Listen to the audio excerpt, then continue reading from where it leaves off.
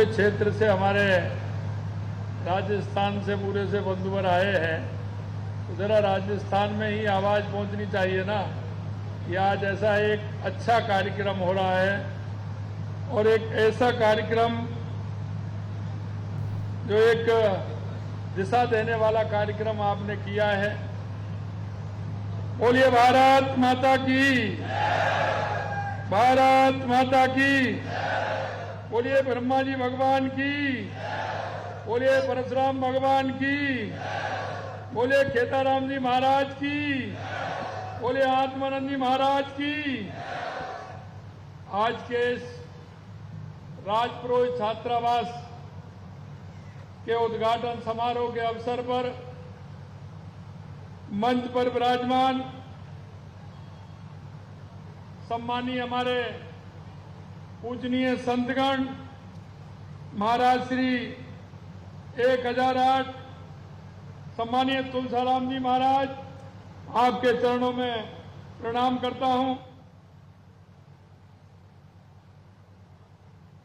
श्री 1008 निर्मल दास जी महाराज, 1008 दंडी स्वामी देवानंद जी महाराज, हमारी जयपुर की लोक सांसद बहन मंजू शर्मा जी, मेरी कैबिनेट में मेरे साथी वन एवं पर्यावरण मंत्री भाई संजय शर्मा जी, हमारे आवर के विधायक, युवा कर्मठ विधायक भाई छगन सिंह जी राजपुरोहित साहब, हमारे सिविल लाइन के विधायक सम्मानीय गोपाल शर्मा जी, आमेर के विधायक प्रशांत शर्मा जी, हमारे मुंबई से पधारे भाई राज के पुरोहित जी, पूर्व मंत्री, हमारे पूर्व विधायक शंकर सिंह जी,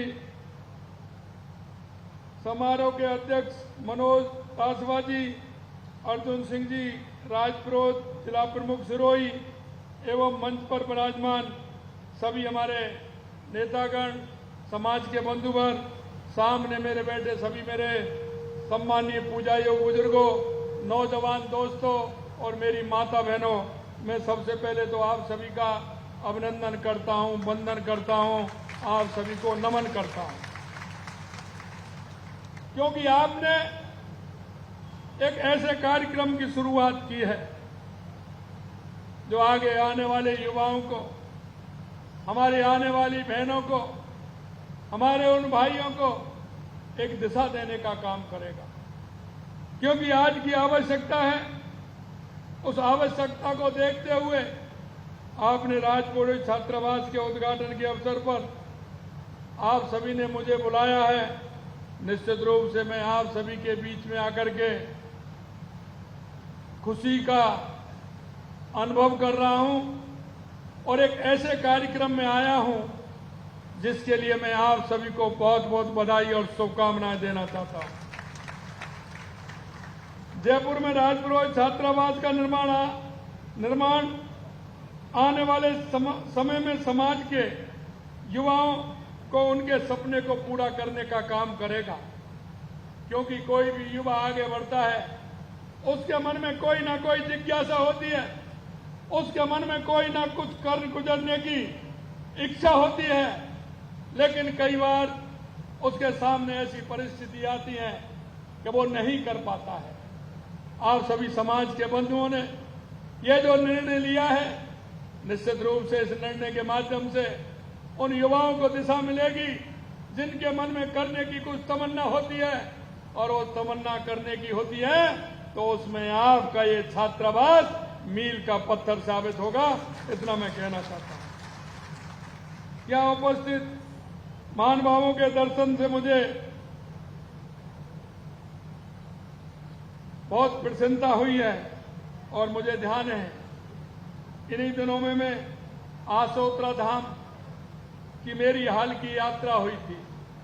मैं महाराज जो हमारे तुलसाराम जी महाराज हैं, वहां उनका मुझे आशीर्वाद मिला, और उनका आशीर्वाद ही नहीं, जिस तरह से समाज के बंधुओं ने एक कार्यक्रम चलाया, या ही नहीं पूरे देश के अंदर, शंकर सिंह जी कह रहे थे, पूरे देश के अंदर महाराज खेताराम जी का जो आशीर्वाद है मैं देखता हूं। जहां भी मैं जाता हूं समाज के बंधु आते हैं, और जिस तरह का मैं उनका मन और भाव देखता हूं, निश्चित रूप से मन प्रसन्न होता है।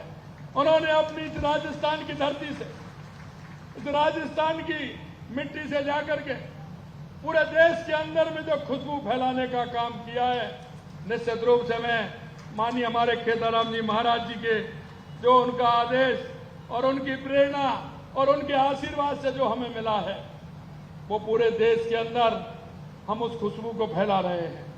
यही नहीं, मैं आपसे निवेदन करना चाहता हूं कि यह छात्रावास समाज के युवाओं को गुणवत्ता शिक्षा प्राप्त करने के लिए एक मजबूत आधार भी बनेगा। हम जानते हैं कि शिक्षा किसी भी व्यक्ति और समाज के विकास का आधार होती है। शिक्षा से ही ज्ञान प्राप्त होता है, शिक्षा से ही कौशल विकास होता है और शिक्षा से ही समाज में सकारात्मक बदलाव भी होता है और शिक्षा से ही समाज का उद्धार भी होता है। क्योंकि आने वाले समय में यह आधुनिक युग में शिक्षा बहुत ही महत्वपूर्ण है। हम सभी को ध्यान भी देना चाहिए। हमें हमारे उन सभी बच्चों को, हमारे युवा भाइयों को दिशा देने का काम भी हमें करना चाहिए। शिक्षा में आत्मनिर्भर बनाती है और बेहतर जीवन जीने का मार्ग भी प्रदर्शित करती है। ग्रामीण क्षेत्रों के विद्यार्थियों को कई बार उच्च शिक्षा नहीं मिल पाती है, किसी कारण से वो प्रतियोगी परीक्षाओं में भाग नहीं ले पाते हैं। लेकिन ये अच्छा आपका सोच, आपका जो विजन है, इस विजन के माध्यम से ऐसे विद्यार्थियों को यह छात्रावास वरदान साबित होगा। यही नहीं, छात्रावास में केवल रहने खाने की सुविधा प्रदान हो ऐसा नहीं, बल्कि एक सुरक्षित और सहायक वातावरण भी प्रदान होता है, जिससे उसका आगे जो वातावरण बनता है उसमें उस बच्चे का आगे जो उसकी खूबी और हॉबी होती है उसके माध्यम से वो काम करता है। राजपुरोहित समाज ने एक आधुनिक सुविधाओं से सुसज्जित, मुझे विश्वास है कि ऐसा एक छात्रावास बनवाया है जो निश्चित रूप से छात्रावास विद्यार्थियों को एक शांत और आरामदायक वातावरण प्रदान करेगा जो पढ़ाई में सहायक भी होगा। मेरे प्यारे भाइयों मित्रों, मैं आप सभी बहुत ही भाग्यशाली हैं जिन्हें छात्रावास में रहने का अवसर मिल रहा है। इसका पूरा फायदा उठाएं, कठिन परिश्रम करें और अपने लक्ष्य को प्राप्त करें। स्वामी विवेकानंद जी ने कहा था कि 21वीं सदी भारत की होगी और 21वीं सदी भारत की होगी, और उन्होंने कहा कि उठो, जागो और इस देश दुनिया पर छा जाओ। उस दृष्टि से ये हमारा जो छात्रावास है, निश्चित रूप से स्वामी विवेकानंद जी ने कहा था उस ओर ये छात्र हमारे चलेंगे और देश दुनिया में अपना नाम करेंगे, ये मुझे विश्वास है। यही नहीं मेरे भाई और बहनों, छात्रावास समाज के युवाओं का एक मंच प्रदान भी करेगा। जैसा मैंने कहा, भारत एक युवा देश है। हमारे प्रधानमंत्री नरेंद्र मोदी जी की प्राथमिकता है कि उन्होंने युवा शक्ति राष्ट्र शक्ति के रूप में पहचान मिले और दुनिया में बढ़ता हुआ भारत का गौरव हो और हमारी ये पीढ़ी, आने वाली युवा पीढ़ी दुनिया में अपना नाम रोशन करे। प्रधानमंत्री जी ने शिक्षा प्रणाली को रोजगार उन्मुखी बनाने, युवाओं को 21वीं सदी की चुनौतियों का सामना करने के लायक बनाने और उन्हें वैश्विक नागरिक के रूप में तैयार करने के लिए राष्ट्रीय शिक्षा नीति 2020 लागू की है। प्रधानमंत्री जी के नेतृत्व में 2014 के बाद देश में जो परिवर्तन आप देख रहे हैं, वो किसी भी क्षेत्र में हो, 2014 के बाद आपने जो देश में परिवर्तन दिखा है, चाहे वो गरीब कल्याण की योजनाएं हो, चाहे हमारे विकास की योजनाएं हो, या हमारे सीमाओं की सुरक्षा हो, या आतंकवाद नक्सलवाद का खात्मा हो, या दुनिया में बढ़ता हुआ भारत का गौरव हो, यह 2014 के बाद आपने देखने को मिला है। मैं आपसे यही कहना चाहता हूं, हमारी शिक्षा के बुनियादी ढांचे जब तक ठीक प्रकार से नहीं होगा, हमारी शिक्षा जब तक हमारी गुणवत्तापूर्ण नहीं होगी, हमारी शिक्षा रोजगार उन्मुख नहीं होगी, हमारी शिक्षा कर्तव्यनिष्ठ नहीं होगी, हमारी शिक्षा अगर कर्तव्यनिष्ठ का उसमें उदाहरण नहीं होगा तो कोई मतलब नहीं होगा। क्योंकि हमारी संस्कृति, हमारा विचार, हमारे उन मुनियों ऋषियों की हमारी वो धाती जिन्होंने हमारे को संस्कार दिए, उन संस्कारों पर चल करके इस देश और दुनिया में भारत को आगे बढ़ाने के लिए हमें काम करना है। मैं आपसे इतना ही कहना चाहता हूं, हम प्रदेश के प्रत्येक संभाग में Rajasthan institute of technology, Rajasthan institute of medical science स्थापित कर रहे हैं। तकनीकी से जुड़े नए विचारों को प्रोत्साहन करने के लिए अटल इनोवेशन स्टूडियो एक्सीलेटर शुरू किया है। हमारी सरकार राजस्थान में खेल आधुनिकीकरण के मिशन को शुरू कर रही है। हमने स्पोर्ट के क्षेत्र में भी काम कर रहे हैं। यहाँ स्पोर्ट की सुविधा नहीं थी, लेकिन हमारी सरकार ने 2026 के ओलंपिक को देखते हुए हमारे युवा किस तरह से आगे निकल करके आए। पूरे राजस्थान का युवा जो अपने क्षेत्र में किसी भी क्षेत्र में काम कर सकता है, खेल के क्षेत्र में काम कर सकता है, युवाओं की प्रतिभा निकल करके आए, उसके लिए भी हमने स्पोर्ट की यूनिवर्सिटी बनाने का काम हमारी सरकार करेगी। यही नहीं, पिछली सरकार ने हमारी युवा शक्ति को निराशा किया, गर्त में धकेलने का काम किया। आए दिन होने वाले पेपर लीक होते थे, उनकी घटनाएं किस तरह की होती थी। कड़ी मेहनत करने वाला वो विद्यार्थी, गांव और ढाणी से आने वाले विद्यार्थी वो रोता था, क्योंकि वो पेपर की तैयारी करता था। पिताजी उसके पेपर की तैयारी कराने के लिए उसको हॉस्टल दिलाते थे, उसको कोचिंग कराते थे, लेकिन आए दिन जिस तरह से आप देखते थे पेपर लीक हो जाते थे। आपने देखा होगा, हमने हमारे संकल्प पत्र में वायदा किया था कि किसी भी पेपर को लीक नहीं होने देंगे, और जिस तरह से पेपर लीक हुआ है उनको हम बख्शेंगे नहीं। आपने देखा होगा, आए दिन देख रहे होंगे, अभी तो एक दो चल रहे हैं, लेकिन आने वाले समय में और भी आपको देखने को मिलेगा। आपने देखा होगा लगभग 108 लोगों को गिरफ्तार किया गया है। ये वो लोग हैं जिन्होंने युवाओं के सपनों को तो चकनाचूर किया। उन्होंने उस गरीब बच्चे के सपनों को चकनाचूर करने का काम किया, और हमने जनता के बीच में कहा था कि ऐसे लोग जिन्होंने उन युवाओं के सपनों को चूर किया है, हम उनको छोड़ने वाले नहीं हैं। और अभी आप देखते जाइए, अभी तो 108 गिरफ्तार हुए हैं। आने वाले समय में कोई भी हो, कैसा भी हो, किसी को बख्शा नहीं जाएगा। यह मैं आपसे कहना चाहता हूं। मित्रों, पेपर लीक के अलावा अनुचित तरीकों से परीक्षा पास करने वाले अयोग्य व्यक्ति महत्वपूर्ण पदों पर पहुंचेगा तो वो नुकसान नहीं पहुंचाएगा क्या? अगर अयोग्य व्यक्ति को कहीं बैठाओगे तो वो क्या करेगा? नुकसान पहुंचाएगा ना। और हमारे पास जब योग्य हैं तो अयोग्य की क्यों? लेकिन उस सरकार ने देखा कि जिस तरह से 19 में से 17 पेपर लीक करने का काम किया, इसने हम गंभीरता से लिया है और हमने कहा कि हम SIT गठित करेंगे। हमने वो गठित भी कर दिया और उन्होंने काम भी पूरा करना प्रारंभ कर दिया है।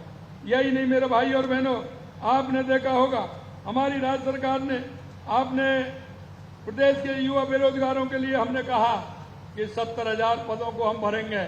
लेकिन हम आपसे कहना चाहते हैं 70,000 तो हमने कहा है, लेकिन इससे कहीं ज्यादा पदों को भरने का हम काम करेंगे। हमने युवाओं से कहा है कि आप चिंता मत करिए, जितनी वैकेंसी होंगी उतनी करेंगे और जितनी हमें आवश्यकता होगी उतनी भर्ती नई भी निकालेंगे, लेकिन युवाओं को हम आगे बढ़ने का मौका देंगे, ये हम विश्वास दिलाते हैं। हमने कहा युवाओं को निजी क्षेत्र में कैरियर निर्माण मार्गदर्शन देने के लिए प्रदेश के समस्त संभाग मुख्यालयों पर युवा साथी केंद्र स्थापित करेंगे। सामाजिक कार्य किसी भी सब समाज की पहचान है और ये हमें एक बेहतर दुनिया बनाने की प्रेरणा भी देता है। मैं आपसे इतना कहना चाहता हूं मेरे भाइयों कि युवा समाज का भविष्य होते हैं, उसका विकास राष्ट्र के विकास का आधार होता है। युवा समाज का भविष्य होते हैं और युवा राष्ट्र का विकास का आधार होता है। युवाओं के जीवन में सकारात्मक बदलाव लाने का कोई भी प्रयास राष्ट्र निर्माण और राष्ट्र को मजबूती प्रदान करता है। मैं इस छात्रावास में के निर्माण में राजपुरोहित समाज के सदस्यों के अथक प्रयासों और समर्पण की सराहना करता हूं और ऐसे उन भामाशाहों को भी जिन्होंने इसमें अपना सहयोग दिया है, उनको भी मैं बहुत बहुत धन्यवाद और साधुवाद देना चाहता हूं। मैं आपसे अंत में निवेदन करना चाहता हूं और वो निवेदन मेरे भाइयों में ये करना चाहता हूं कि समाज के अंदर बहुत बड़ी ताकत होती है, सरकार करती है, लेकिन समाज का जब सहयोग मिलता है तो सरकार की भी काम करने की गति मिलती है और सरकार उसी हिसाब पर काम करती है। मैं आपको इतना विश्वास दिला सकता हूं कि आप समाज के द्वारा जो काम करेंगे, हर कार्य में समाज आपका सहयोग करेगी। निश्चित रूप से कोई किसी तरह की वो आएगी, बात आएगी तो सरकार आपके साथ है, यह मैं विश्वास दिलाता हूं। देश के निर्माण के लिए, प्रदेश के निर्माण के लिए एक वातावरण बनाना भी आवश्यक है और उस वातावरण के माध्यम से समाज में आने वाली उस पीढ़ी को रास्ता दिखाने का भी हम काम करेंगे। मैं आपसे इतना ही कहना चाहता हूं, हम इस प्रदेश के एक नागरिक होने के नाते, हम इस देश के नागरिक होने के नाते हमारे भी कुछ कर्तव्य हैं और हमारे कर्तव्य यह है कि हम हमारे समाज को, हमारे राष्ट्र को आगे बढ़ाने के लिए हमको क्या करना है। क्योंकि युवा जब 18 साल का होता है उसे वोट देने का अधिकार मिलता है।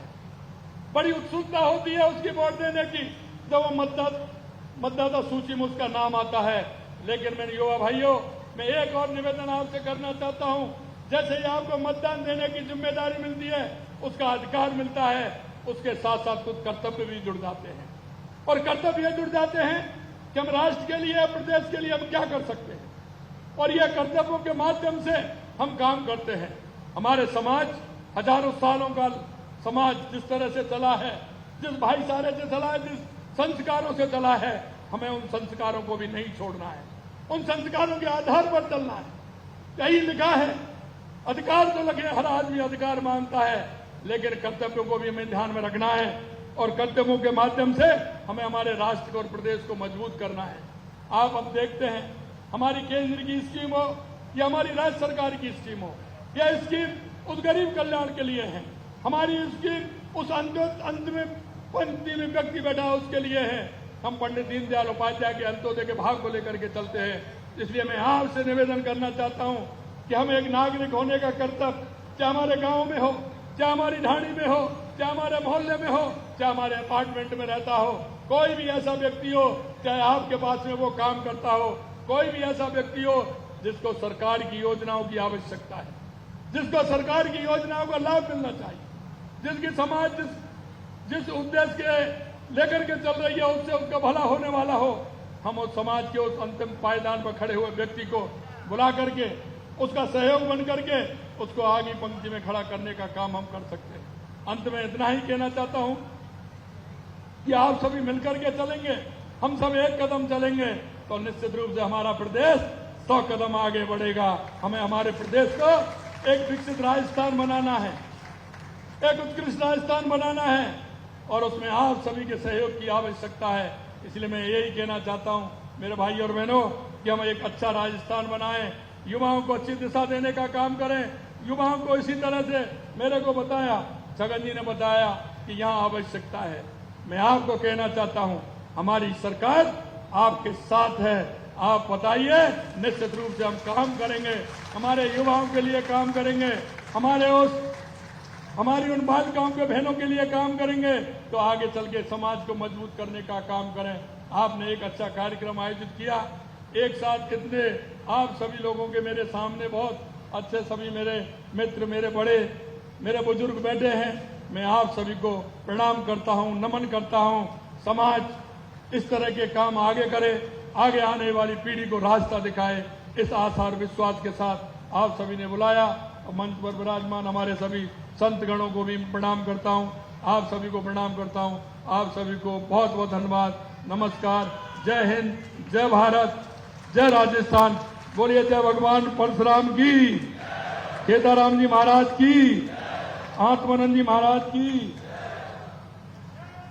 और एक और मैं कहना चाहता हूं, क्योंकि वन और पर्यावरण मंत्री जी मेरे पास बैठे हैं, देश के यशस्वी प्रधानमंत्री नरेंद्र मोदी जी ने कहा है कि हम एक पौधा मां के नाम लगाएं,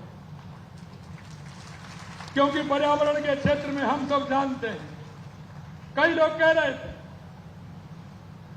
कई लोगों ने कहा था, वह हिंदू की परिभाषा भी बता रहे थे। अरे हिंदू तो वो है जो वृक्षों को भी पूजता है, पहाड़ों को भी पूजता है, नदियों को भी पूजता है। अगर एक चींटी भी अगर पैर से कहीं दब जाती है तो आह भर आती है, ये हिंदू इसे कहते हैं। मैं आपसे इतना ही कहना चाहता हूं कि मां के नाम एक पेड़ अवश्य लगाएं, उसकी परवरिश करें, पर्यावरण के क्षेत्र में भी हम काम करें, क्योंकि हमारी सरकार ये काम भी करती है। आपने देखा होगा जब 2014 में माननीय प्रधानमंत्री जी आए थे तो लिंग अनुपात बहुत कम था। हरियाणा, राजस्थान इस तरह के स्टेट थे, लेकिन उन्होंने बेटी बचाओ बेटी पढ़ाओ का नारा दिया, उससे आज लिंग अनुपात बराबर का आया है। हम सामाजिक सरोकार के काम भी करते हैं, इसलिए एक पेड़ मां के नाम लगाइए और पर्यावरण को आगे बचाइए। इतना मेरा आप सभी से निवेदन है। बहुत बहुत धन्यवाद। नमस्कार। जय हिंद, जय भारत।